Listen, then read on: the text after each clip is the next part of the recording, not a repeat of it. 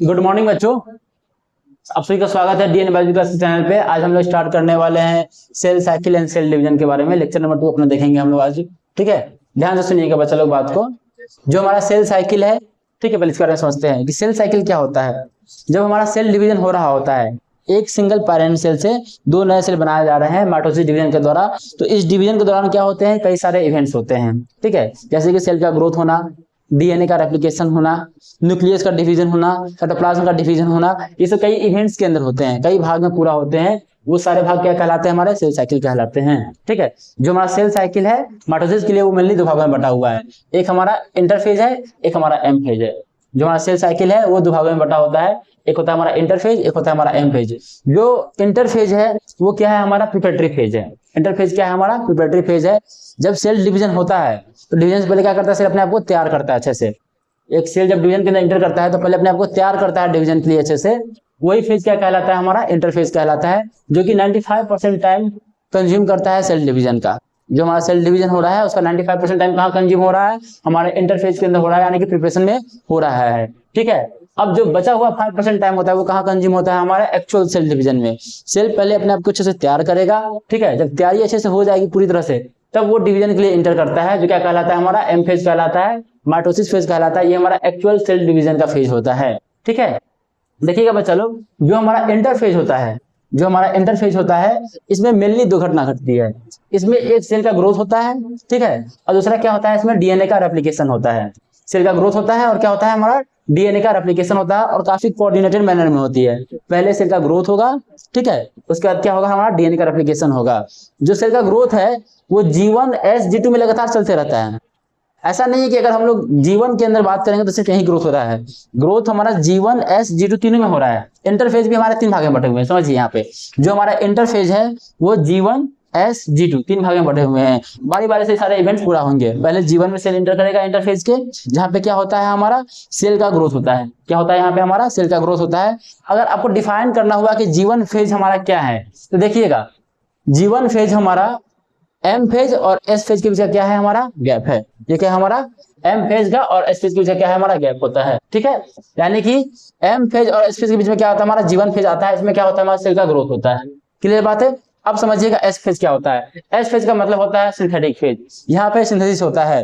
किसका सिंथेसिस होता है बच्चा, डीएनए का सिंथेसिस होता है। किसका होता है, डीएनए का। जब हमारा सेल डिवीजन होता है, ठीक है, जब हमारा सेल डिवीजन होता है, माइटोसिस सेल डिवीजन होता है, तो इसमें पेरेंट सेल के अंदर जो क्रोमोसोम का नंबर था वही इसके डॉटर सेल के अंदर रहते हैं। क्रोमोसोम नंबर के अंदर किसी भी तरह का बदलाव नहीं आता है। सेल डिवीजन के दौरान क्रोमोसोम नंबर कभी भी चेंज नहीं होता है। हमारा क्या बंटवारा होता है जब सेल डिवीजन होता है, तो डीएनए का अमाउंट। क्या बंटवारा होता है, डीएनए का अमाउंट बंटवारा होता है। ठीक है, अब देखिएगा, तो यहाँ पे इस फेज में क्या होता है, हमारा जो डीएनए का फॉर्मेशन होता है। यहाँ पे क्या होता है, हमारा डीएनए का फॉर्मेशन होता है। डीएनए से ही हमारे डीएनए बनते हैं, इसलिए यहाँ पे क्या हो रहा है, हमारा डीएनए का रेप्लिकेशन होता है। और जो ये घटना है डीएनए का सिंथेसिस, ये कहाँ होता है, सेल के न्यूक्लियस के अंदर होता है। ये कहाँ होता है, सेल के न्यूक्लियस के अंदर होता है। और साथ में यहाँ पे एक चीज और घटता है, वो क्या है, हमारा सेंट्रोइड का डुप्लीकेशन। अगर एनिमल सेल की डिवीजन की बात करते हैं तो उसमें क्या होगा, हमारा डीएनए के साथ साथ सेंट्रोइड का डुप्लीकेशन भी होगा, जो कि कहाँ होगा, सेल के साइटोप्लाज्म में होगा। एस फेज में हमारा दो घटना घटता है, एक तो डीएनए का सिंथेसिस होता है, और दूसरा क्या होता है, हमारा जो हमारा सेंट्रोइड है उसका डुप्लीकेशन होता है, कहाँ, सेल के साइटोप्लाज्म के अंदर। ठीक है, यानी कि जीवन फेज में क्या हुआ, सेल का ग्रोथ हुआ। एस फेज में क्या हुआ, डीएनए का सिंथेसिस हुआ, साथ में क्या हुआ, सेंट्रोइड का डुप्लीकेशन हुआ। और उसका सेल कहाँ इंटर करता है, हमारा G2 फेज में। G2 फेज का मतलब क्या होता है, गैप सेकंड फेज। ठीक है, गैप सेकंड फेज।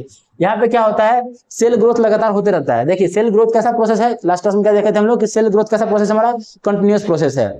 जब एक सेल डिवीजन कर रहा है तो पूरे इंटरफेज में सेल ग्रोथ होते रहता है। ठीक है, जब एक सेल डिवीजन के लिए इंटर करता है तो पूरे के पूरे इंटरफेज में क्या होता है, हमारा सेल ग्रोथ होते रहता है। G2 फेज में क्या हो रहा है, हमारा सेल ग्रोथ यहाँ भी हो रहा है। और साथ में यहाँ पे वो प्रोटीन बनाए जाते हैं जो सेल डिवीजन के लिए रिक्वायर होते हैं। जो भी प्रोटीन हमारे सेल डिवीजन के लिए रिक्वायर होते हैं वो कहाँ बनाए जाएंगे, हमारे G2 फेज के अंदर बनाए जाएंगे।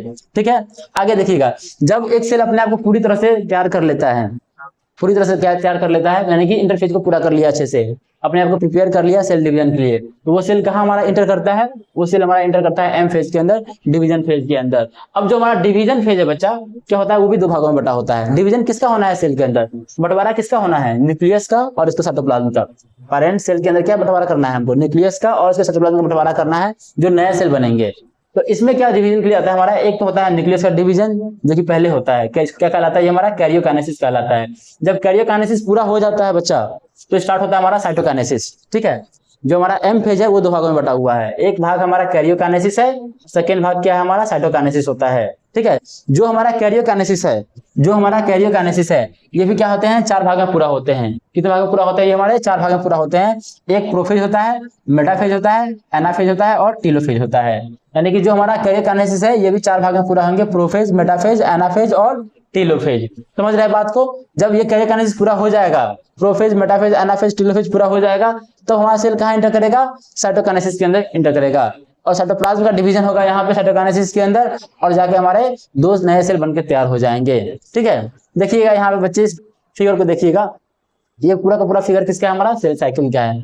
एक सेल डिवीजन के लिए इंटर किया, पहले सेल कहाँ किया, इंटर सेल डिवीजन के लिए। पहले ये G1 फेज को पूरा किया, फिर एस फेज में पूरा किया, फिर G2 फेज को पूरा किया, फिर एम फेज को पूरा किया, और एम फेज का क्या कर दिया, ये अपने आप से दो सेल बना दिए। क्या कर दिए, ये दो सेल बना दिए।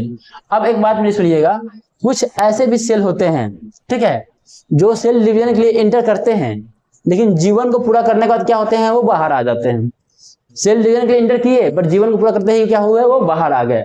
अब बाहर आ गए तो वो क्या हो गए, डिवीजन को कंप्लीट नहीं किए।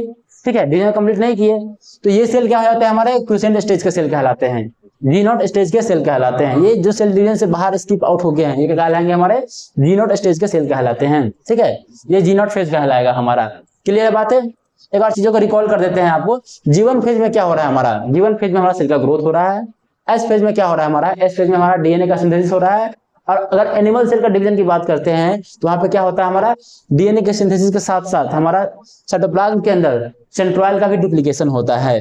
ठीक है, और उसका G2 फेज में क्या होता है, ग्रोथ यहाँ भी हमारा होते रहता है, और साथ में यहाँ पे क्या बनता है हमारा, कुछ प्रोटीन्स बनाए जाते हैं जो किसके लिए रिक्वायरमेंट होते हैं, हमारे सेल डिवीजन के लिए रिक्वायर होते हैं। अब जब ये चीजें पूरा हो जाएगा, प्रिपेयर कर लेगा अपने आप को G1, S और G2 में, तब सेल कहाँ इंटर करेगा, एम फेज में। एम फेज में दो भाग में पूरा होता है हमारा, कैरियोकाइनेसिस और साइटोकाइनेसिस। जो हमारा कैरियोकाइनेसिस है बच्चा, कैरियोकाइनेसिस का मतलब ही क्या होता है, न्यूक्लियस का डिवीजन। जो हमारा न्यूक्लियस का डिवीजन है वो चार भाग में पूरा होते हैं, प्रोफेज, मेटाफेज, एनाफेज और टीलोफेज।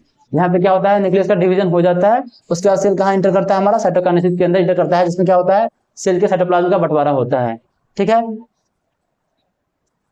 तो आज के लिए लेक्चर 2 में इतना ही रहेगा बच्चे, कल बात करते हैं लेक्चर 3 को लेकर।